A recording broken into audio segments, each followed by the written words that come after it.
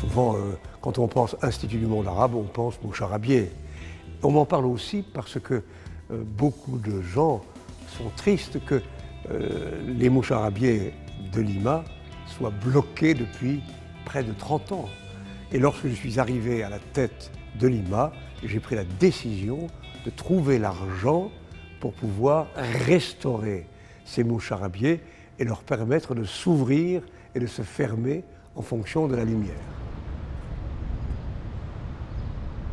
Les moucharabiers, déjà à l'époque, étaient quelque chose de très en avance sur leur temps. C'est uniquement parce qu'on est longtemps après, qu'il y a un retour sur l'expérience, sur ce qui a marché, pas marché, qu'on sait, qu'on a su trouver des solutions pour l'améliorer.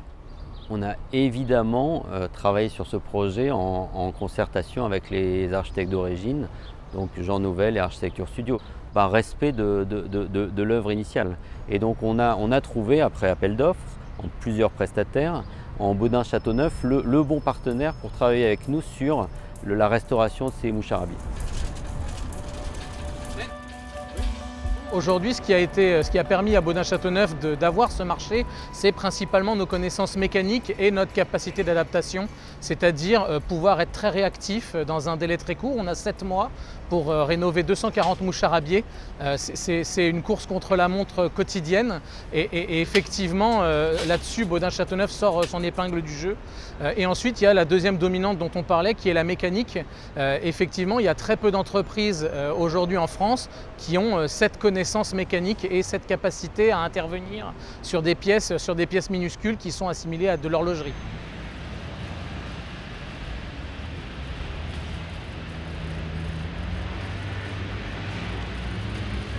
Sur un projet comme celui-là, Baudin-Châteauneuf a mis une équipe en place de 50 personnes, 10 personnes qui sont sur le site et 40 à l'atelier qui font la restauration des moucharabiers, qui travaillent tous les jours à la réussite du projet. C'est un projet multidisciplinaire.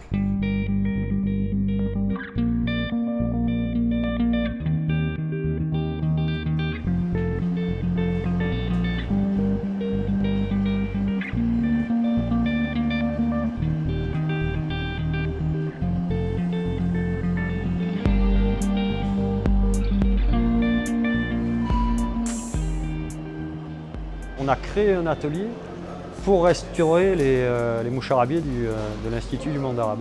Et au départ, alors pour les premières personnes qui sont arrivées ici, c'est-à-dire des installations qu'il a fallu faire, monter les châssis, les postes de travail, aménager tout ça, c'était un sacré challenge aussi d'arriver à tenir les délais.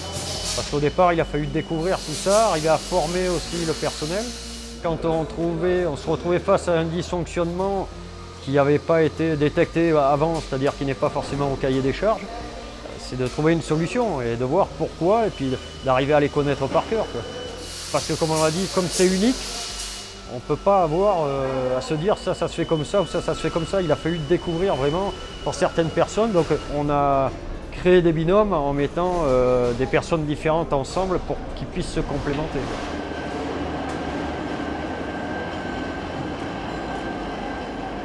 L'objectif donc du banc de test que nous avons réalisé ici, c'est de s'assurer de la fiabilité de chacun des moucharabiers et de la bonne rénovation mécanique et électrique. On simule effectivement l'ensemble de ces mouvements de manière à minimiser les problèmes sur site. Et après, nous avons un deuxième système qui va se trouver donc à l'Institut du monde arabe à Paris, Et là, c'est un système plus globalisé qui pourra faire fonctionner l'ensemble des mouches arabiées, soit individuellement, soit dans sa globalité, en fonctionnement automatique ou en reprise manuelle.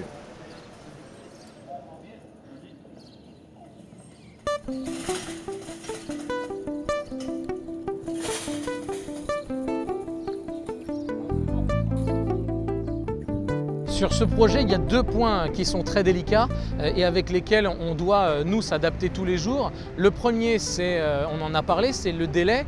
Et le second, c'est travailler dans cet environnement où c'est un site en activité, c'est un site où les salles ne sont pas accessibles et où les mouches arabiées sont disponibles peut-être des fois que quelques heures, même une journée parfois. Et donc, il faut constamment que nos équipes s'adaptent et fassent preuve de réactivité, je dirais. Donc pour nous, c'est principalement ces deux points qu'on met en avant tous les jours et sur lesquels on travaille. Une des difficultés majeures, c'est d'acheminer ces mouches arabiées. Parce que ce bâtiment n'est pas desservi à chaque niveau par le monte-charge. Donc il faut faire transiter les mouches arabiées par les étages supérieurs et les redescendre jusqu'à atteindre les salles sur lesquelles on intervient. Ce type de projet, c'est une motivation de tous les jours et pour tous les intervenants parce que déjà ça nous permet de travailler, j'allais dire, en étant corporate, c'est-à-dire avec toutes les entités, tous les cœurs de métier de Baudin. On arrive à faire travailler nos électriciens, nos automaticiens, nos monteurs, on fait travailler nos ingénieurs, nos gens de bureau d'études. Donc effectivement pour nous ça c'est une grande plus-value de pouvoir faire travailler le groupe et non pas simplement sous-traiter des prestations à droite à gauche, ce qui n'est pas du tout la philosophie de Baudin-Châteauneuf.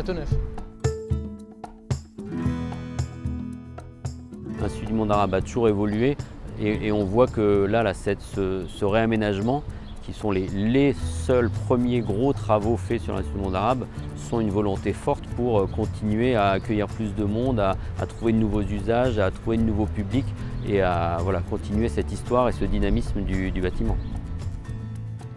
Si vous voulez, lorsque les travaux seront achevés, l'Institut apparaîtra comme un véritable diamant dans le ciel de Paris.